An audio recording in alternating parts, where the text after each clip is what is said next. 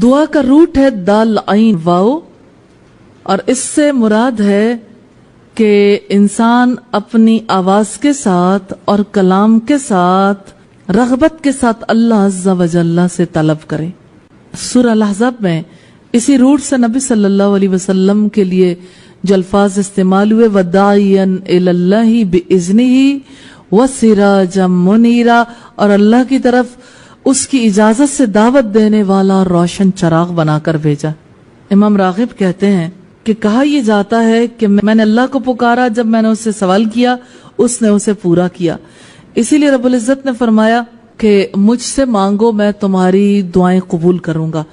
اور یہ کہ سورہ البقرہ کی آیت نمبر 68 میں ہے ادعو لنا ربک، اپنے رب سے ہمارے لیے درخواست کرو یا دعا کرو۔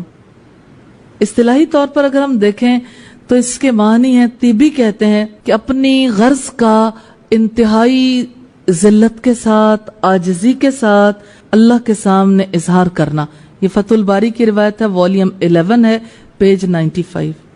مناوی کہتے ہیں کہ انسان جتنا زیادہ اللہ کے سامنے اپنے فقر کا، اپنی احتیاج کا اظہار کرتا ہے، وہ حاجتوں کو پورا کرنے والا ہے۔ جتنی لجاجت سے مانگو گے اتنی جلدی دعائیں قبول ہوں گی۔ التوقیف کی روایت ہے۔ دعا کے بارے میں علماء اور مفسرین کے بہت سارے اقوال ہیں۔ مثال کے طور پر حضرت عمر ابن خطاب کہتے ہیں دعا زمین اور آسمان کے درمیان موقوف رہتی ہے، یعنی رکی رہتی ہے جب تک کہ نبی صلی اللہ علیہ وسلم پر آپ درود نہیں بھیج لیتے۔ ترمذی کی روایت ہے 486 نمبر پر۔ بعض صحابہ نے کہا وَلَا تَجْهَرْ بِصَلَاتِكَ وَلَا تُخَافِتْ بِهَا وَابْتَغِ بَيْنَ ذَلِكَ سَبِيلًا، یعنی نہ تو اپنی آواز بلند کرو اپنی دعا میں، اور نہ اپنے گناہوں کا بلند آواز سے تذکرہ کرو کہ تمہارے لیے باعث یار ہوں۔ فتح الباری کی روایت ہے، والیوم 8 ہے، پیج 406۔ سالم بن عبداللہ ابن عمر کہتے ہیں میں نے ایک سائل کو دیکھا، یوم عرفہ میں وہ سوال کر رہا تھا اور یہ بات کہہ رہا تھا کہ جو اس دن بھی عاجز ہے کہ وہ اللہ سے سوال کرے تو میں ایسا شخص نہیں، میں آپ کے سامنے ہاتھ پھیلائے ہوئے ہوں۔ الاذکار النبویہ کی روایت ہے 291 پر۔ مجاہد کہتے ہیں کہ یقیناً نماز جو ہے یہ بہترین گھڑیوں میں رکھی گئی۔ فَعَلَيْكُمْ بِالدُّعَاءِ خَلْفَ الصَّلَوَاتِ، پھر تم پر لازم ہے نماز کے بعد ذکر کرنا۔ حسن بصری کہتے ہیں جب قیامت کا دن ہوگا ایک منادی ندا دے گا، اس وقت وہ کہے گا کہ وہ لوگ جمع ہو جائیں، کرم والے وہ کہاں ہیں، یعنی جو عزت والے لوگ ہیں، اور کہا جائے گا این الذین کانت تتجافی جنوبہم عن المضاجع، وہ لوگ کہاں ہیں جن کے بارے میں کہا گیا کہ ان کے پہلو اپنے بستروں سے الگ رہتے ہیں، یدعون ربہم خوفا وطمعا، جو اپنے رب کو امید اور خوف سے پکارتے ہیں، ومما رزقناہم ینفقون، اور اس میں سے جو ہم نے انہیں رزق دیا ہے وہ خرچ کرتے ہیں۔ سورہ سجدہ کی آیت نمبر 16۔ اسی طرح سے قیامت کے دن کے بارے میں یہ کہا جاتا ہے، الوابل السیب میں ہے، یہ ابن قیم کی کتاب ہے 89 نمبر پیج پر، کہ ایک منادی ندا دے گا کہ کہاں ہے عزت والے، وہ جمع ہو جائیں، این الحمادون للہ علی کل حال، وہ لوگ کہاں ہیں جو ہر حال میں اللہ کی حمد بیان کرتے تھے۔ پھر وہ کھڑے ہوں گے اور وہ بہت سے ہوں گے اور انہیں بغیر حساب کتاب کے بھیج دیا جائے گا۔ امام مالک کہتے ہیں کہ آدمی کے لیے یہ ناپسندیدہ ہے کہ وہ اپنی دعا میں کہے یا سیدی یا سیدی یا حنان یا حنان، لیکن اس کو اسی طرح دعا کرنی چاہیے جیسے انبیاء نے دعا کی، ربنا ربنا۔ یہ مجموع الفتاوی ہے، شیخ الاسلام ابن تیمیہ نے دیا، والیوم 10 ہے، پیج 285۔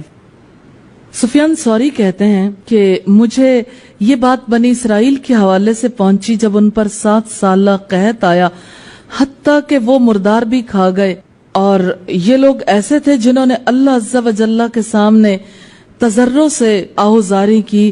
پھر اللہ نے وحی نازل کی اپنے انبیاء پر کہ وہ اگر اپنے قدموں سے چل کر آتے اور اپنے ہاتھ کو آسمان کی طرف اٹھا دیتے اور ان کی زبانیں دعا کرتی تو میں ان کی دعائیں قبول کر لیتا۔ تو صرف تمہاری آہوزاری سے تمہاری دعائیں قبول نہیں ہوں گی، دعا کے لیے ہاتھ اٹھانا بھی ضروری۔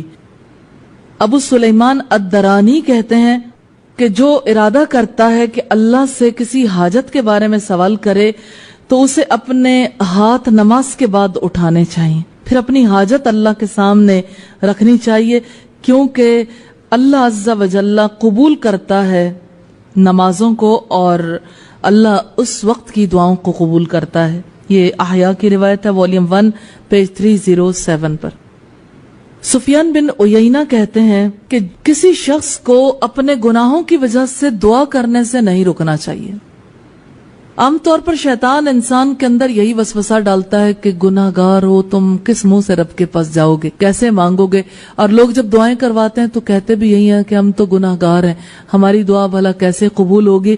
سفیان بن عیینہ کہتے ہیں ایسا نہ کرو، اس لیے کہ اللہ تعالیٰ نے تو سب سے بدترین مخلوق ابلیس کی بھی دعا قبول کر لی تھی جب اس نے کہا تھا رب انظرنی الی یوم یبعثون، کیا میرے رب مجھے اس دن تک مہلت دے دے جس دن آپ نے سب کو اٹھانا ہے۔ فتح الباری کی روایت ہے، والیوم 11 ہے، پیج 144 اور 145۔ الاذکار النوویہ کے پیج نمبر 612 پر ہے، یحییٰ الغسانی کہتے ہیں کہ عہد داؤد لوگ قحط میں مبتلا ہوئے تو ان کے 3 گروہ ہو گئے، پھر وہ نکلے حتیٰ کہ ان کے رب نے ان پر بہت بارش برسائی۔ ایک نے کہا اللہم انک انزلت فی توراتک، کہ اللہ تو نے اپنی تورات میں نازل کیا کہ تو معاف کر دے گا ہمارے ظلم کو، یقیناً ہم نے ظلم کیا اپنی جانوں پر، فاعفو عنا، پھر ہمیں معاف کر دیجئے۔ دوسرے گروہ نے کہا اللہم انک انزلت فی توراتک ان تؤتق ارقانا، کہ اللہ تو نے اپنی تورات میں وعدہ کیا تھا کہ تو آزاد کر دے گا۔ اور تیسرے گروہ نے کہا اللہم انک انت انزلت فی توراتک، کہ تو نے اپنی تورات میں اللہ نازل کیا کہ تو مساکین کو لوٹائے گا نہیں، اذا وقفوا بابوابنا، جب وہ ہمارے دروازوں پر کھڑے ہوں گے کہ اللہ یقیناً ہم تو آپ کے دروازے پر کھڑے ہو گئے، پھر ہماری دعا کو رد نہ کیجیے۔ اور اس بات پر اللہ نے بارشیں برسا دی اور وہ خوب پلائے گئے۔ فتح الباری میں ہے کہ دعا کرنے والے کو مجاہدہ کرنا چاہیے اور اسے یہ کبھی نہیں کہنا چاہیے ان شئت، اگر آپ چاہیں تو مجھے عطا کر دیں، بلکہ دعا مانگنی چاہیے فقیر کی طرح، جس طرح فقیر مانگتا ہے نا اسی طرح سے طلب کرنا چاہیے۔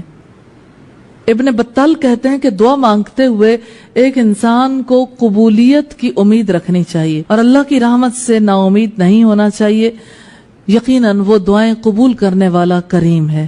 والیوم 11 ہے، پیج 144۔ سورہ غافر کی آیت نمبر 60 میں رب العزت نے فرمایا ادعونی استجب لکم، مجھے پکارو، میرے سے دعا کرو، میں تمہاری دعائیں قبول کروں گا۔ تو ایک انسان کو جان لینا چاہیے کہ اللہ کے پاس ہر چیز موجود ہے، وقت مقررہ پر آتی ہے، لیکن دعا مانگنے والا محروم نہیں رہتا۔ حضرت ابو ہریرہ سے روایت ہے، رسول اللہ نے فرمایا اللہ کے نزدیک دعا سے زیادہ عظمت والا کوئی عمل نہیں ہے۔ حضرت نعمان بن بشیر رسول اللہ سے روایت کرتے ہیں، آپ نے فرمایا دعا ہی تو عبادت ہے، تمہارا رب فرماتا ہے مجھے پکارو، میں تمہاری پکار کا جواب دوں گا۔ ابو داؤد کی روایت ہے 1479 نمبر پر۔